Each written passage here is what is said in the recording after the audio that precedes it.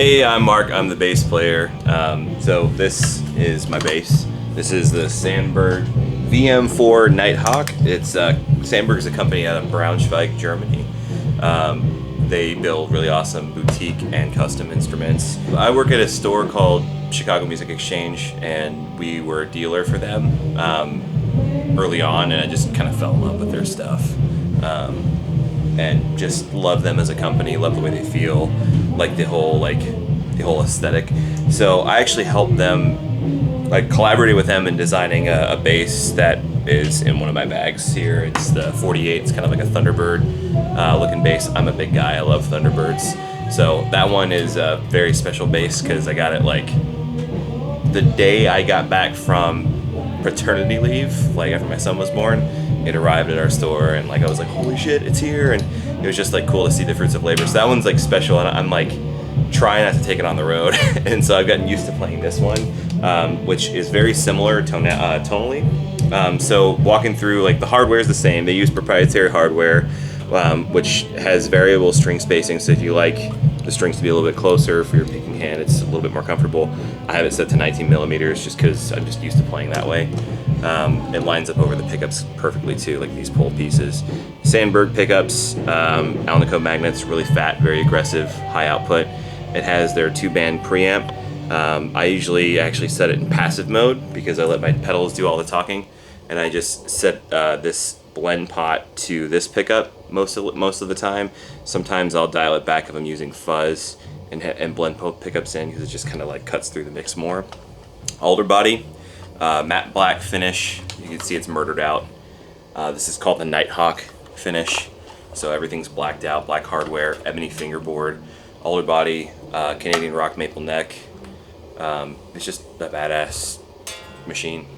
But it's surprisingly versatile. Even though it looks really mean, it can get a lot of a wide range of sounds. Another cool thing about this pickup here, normally a P-bass pickup would be flipped essentially, so the lower coils would be here, the higher coils would be here, and so they flipped it because when a string vibrates on an ellipsis like this, there's more tension this way, so it's a much more focused sound and it's not as woofy sounding. And this having more chance to vibrate, it gives it a lot more presence on the higher strings, which is kind of cool. Typically I use Labella, the RX series. It's a hex core 45 to 105, even though we do a lot of down tuning and stuff. I've just gotten used to it. I have a lighter touch unless I'm super aggressive with my right hand. I try to compensate with my left. But I like the way that nickel wounded strings. I love pure nickel as well, which those strings are really cool. But when you play a lot and you play aggressively, nickel being a softer metal, it dies a little bit quicker, especially if you're playing a lot. So I use stainless steel, or the stainless steel cores with nickel wrap. We have a variety of tunings. Most of the songs in this band are in E flat standard. Sometimes I'll go down to drop, we'll go even as far down as drop B. So we'll go to C sharp standard or something like that, and then we'll just go to drop B, which is kind of cool. So right now it's set in drop C sharp. So this is the 48. The owner of Sandburg is big into motorcycles, so there's the historical significance. You can see the wear on the back. They're really known for their aging process as well. I chose Shoreline Gold or aged Shoreline Gold because I just think it looks really, really sweet. Not a lot of people, especially in heavier bands, play gold instrument. So I figured, fuck it, I'm not like all them, so that's cool. Rosewood slab. I actually put these little bar position markers on there too, just because at night or in lower lighting and stuff, the way our lighting is, it's sometimes hard to see. And even though that has no fret markers on there, those little white dots on the side of that bass pop more. So I just put this on here because also aesthetically it looks kind of cool. But I love this bass a lot. It's also got my son. So if you look in, the serial number is 15 for the year, and then HLSN for my son's initials. So they did that kind of special, which is really sweet. So yeah, this one doesn't go out often. Never thought that would be the case, but yeah, it's a real special one. So amp-wise, for a long time I used an SVT because I just thought that was what you were supposed to do, and it sounds awesome, but I just dreaded carrying the thing along with these like larger cabs.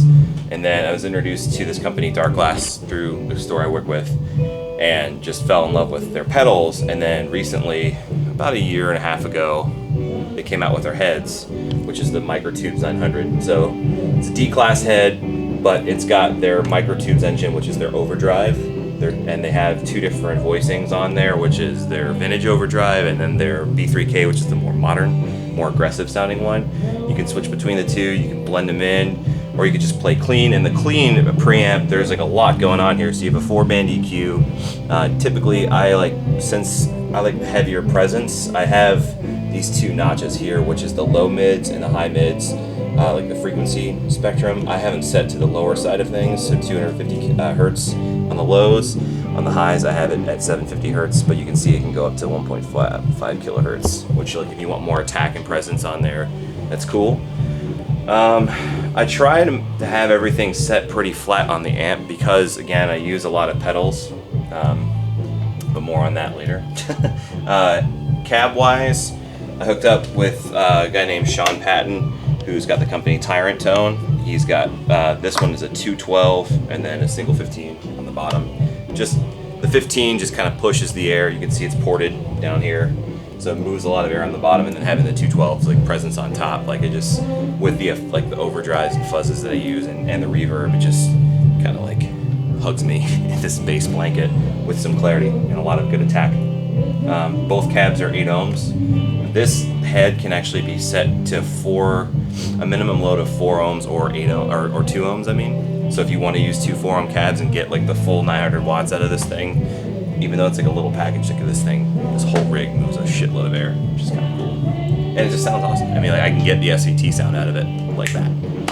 Cables, you know, I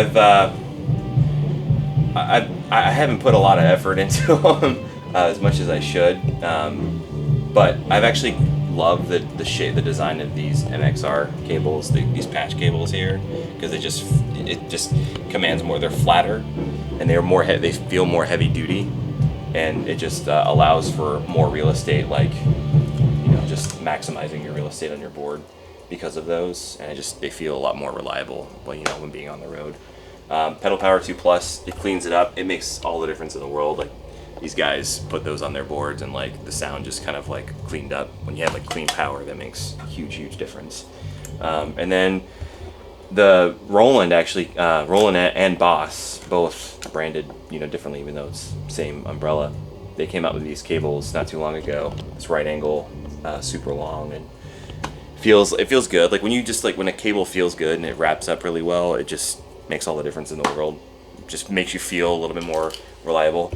I hooked up with, went down to Summer NAMM. My buddy Chase, who used to work at CME, works at Fender, hooked me up with one of these limited edition Voodoo Child Fender coil cables, which is very snazzy, very heavy, like surprisingly heavy. It's like a weapon. So for pedals, this Korg Pitch Black tuner, it just, you can go like it's chromatic tuner. I always set it chromatic. It's just easier, especially on the lower frequencies. It hits those lower notes really well, and it responds very quickly. Then I got that going into the Dark Glass Super Symmetry compressor. Just easy to use compressor. Most of the time I don't even have it on. Occasionally, if it's like a bigger room and I want to tighten up the sound, if it's like a more boomy space and I want to tighten it up, I'll kick this on. This, the Nanopog, it just tracks well. I've like thrown the sub-octave all the way up and then turned the active part of my bass on. And I've tried to make this sub-octave fart out, even in like the lowest register, and like the sub-frequencies still come through. It doesn't do that annoying glitchy thing. And then the octave up is kind of cool because when you're playing with this and then the reverb, which I'll get to, and then overdrive, just adds like all this extra harmonic content. It can get really cool and shimmery, so that's cool. Then I got that going into the Dark Glass Duality Fuzz, which I like a gated fuzz sound. It kind of gets a little synthy, which is cool because it's like when you put a noise gate next to a fuzz, adds a bit of separation to it, so it kind of gets that old like Korg monophonic, or even like a Taurus kind of sound, especially if you're doing power chords. Even though it's polyphonic, it still sounds awesome. Then that goes into this new boy, the Dark Glass Alpha Omega Ultra. This thing was released earlier this year for NAMM. It's their Alpha Omega overdrive, which is basically, it's two different voicings which you can blend them together, the Alpha and Omega. The Alpha, warmer characteristically, the Omega is a bit more open, unbridled. I kind of have it blended, favoring the Omega side, but still a little bit of the Alpha, and you can actually hear like the difference between the two, like all the way up, like on each side, and like everything in between. I have it blended, I'd say about like 60% or so. That's another cool thing, like, so you can have it blended all the way up and just have the distortion going on this thing, and it'll sound like huge and a lot of low end, a lot of overdrive pedals for bass. You sacrifice low end when you play overdrive, so like companies will compensate by putting a blend knob on there, and this, like, you can have it all the way up and it doesn't sacrifice anything at all. So this gets engaged, the overdrive gets engaged, this top section, when you push this button here. Because I run in passive mode, I like the sound of this thing's preamp, and that's another reason why I have everything flat on here. So I'll this has the graphic EQ. I have it set how I like it. It's kind of subtle, but like these faders, like, they're very sensitive in a good way.